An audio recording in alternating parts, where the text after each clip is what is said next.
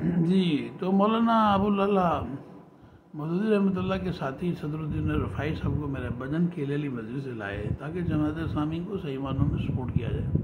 अब देखें, मैं जो तमीज़ बांध रहा हूँ आपको अंदाज़ा हो जाएगा।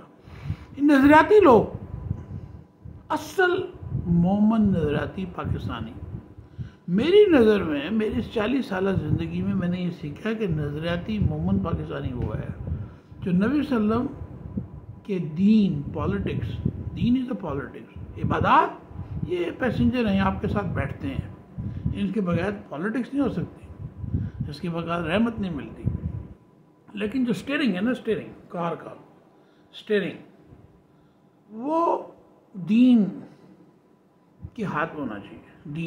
दीन इज़ अ पॉलिटिक्स, स्टीयरिंग।